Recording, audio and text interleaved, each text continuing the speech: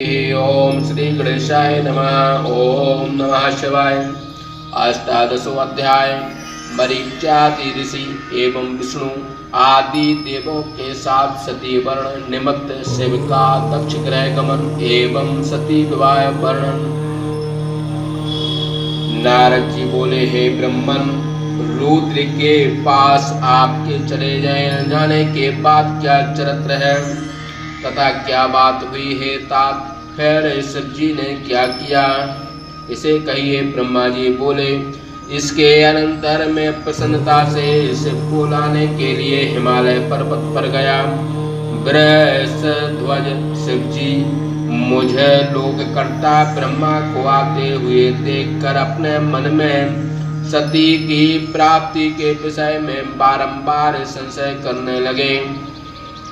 शिव जी लीला से तथा सती की भक्ति से लोक गति का आश्रय लेकर प्राकृतिक मनुष्य के समान मुझसे कहने लगे। ईश्वर बोले, हे ईश्वर ज्येष्ठ, तुम्हारे पुत्र दक्ष ने सती को मुझे देने के विषय में क्या किया? आप उसे कहिए जिससे कामदेव मेरा हृदय विदीर्ण न करे। हे ईश्वर ज्येष्ठ, सती विषयक यह विप्र यह भी प्रयोग अन्य प्राणधारियों को छोड़कर दौड़ता हुआ मुझे ही मारना चाहता है। हे ब्रह्मन, उस सती से जाकर मेरी बात कहो। वह सती मुझसे अभिन्न है, अतः उसकी प्राप्ति के लिए तुम यत्न करो, अथवा मुझे वह जिस प्रयत्न से प्राप्त हो उस उपाय को बताओ जिससे मैं उसे शीघ्र प्राप्त करूं। ब्रह्मा जी बोले, हे नारद, लोकाचार से परिपूर्ण रुद्र के वचन को सुनकर मैंने उन्हें बहुत समझाया और फिर उनसे कहने लगा। ब्रह्मा जी बोले, हे वृषभध्वज, सती के विषय में मेरा पुत्र जो कहता है उसे सुनिए। उस अपने असाध्य कार्य को भी आप सिद्ध हुआ ही समझिए। उस दक्ष ने कहा है कि हे ब्रह्मन, मैंने इस पुत्री को शंकर को देने का संकल्प कर लिया है, अतः मैं उन्हें इसे अवश्य दूंगा। यह तो मेरा अभीष्ट था, उसमें भी अब आपकी आज्ञा हो चुकी है, अतः विशेष रूप से दूंगा।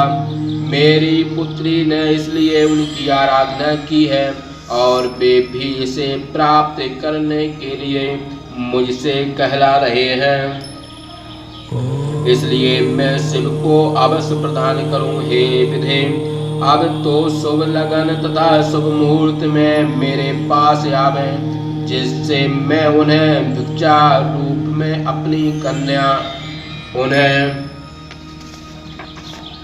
प्रदान करूं। हे वृषभध्वज, दक्ष ने मुझसे यही कहा है, अतः आप इस मुहूर्त में दक्ष के घर जाइए और उनकी कन्या लाइए। ब्रह्मा जी बोले, हे मुने, मेरे इन वचनों को सुनकर भक्त वत्सल रुद्र लौकिक गति का आश्रय ले हंसकर मुझसे बोले।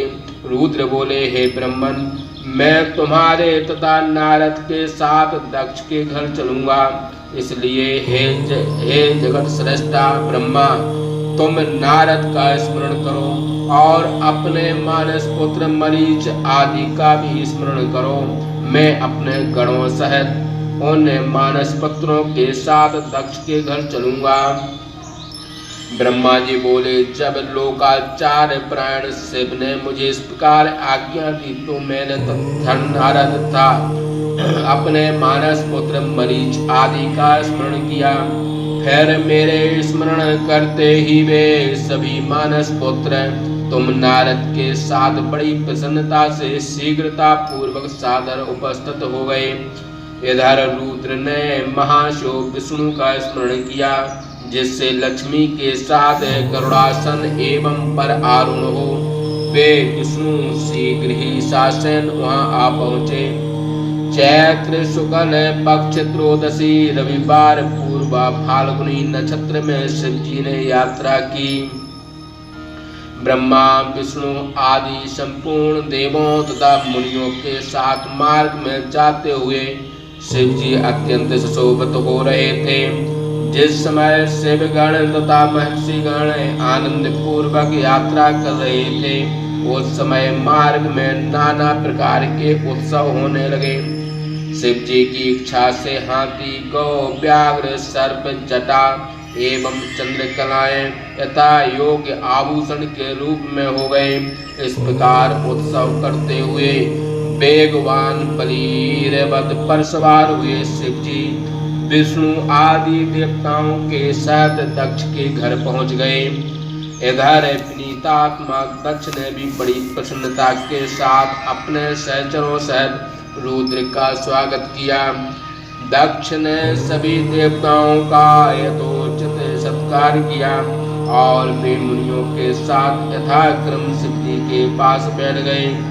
मुनियों के साथ सभी देवताओं से घिरे हुए शिव जी को दक्ष अपने घर के भीतर ले गए।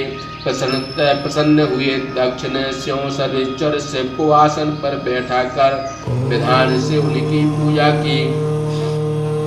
उन्होंने विष्णु की, मेरी, तदंतर सभी देवताओं की भक्ति पूर्वक यथोचित विधान से पूजा की। इस प्रकार पूजा के योग्य वस्तुओं से सभी देवताओं की यथोचित पूजा करने के अनंतर मानस मुनियों के साथ मंत्रणा करने लगे।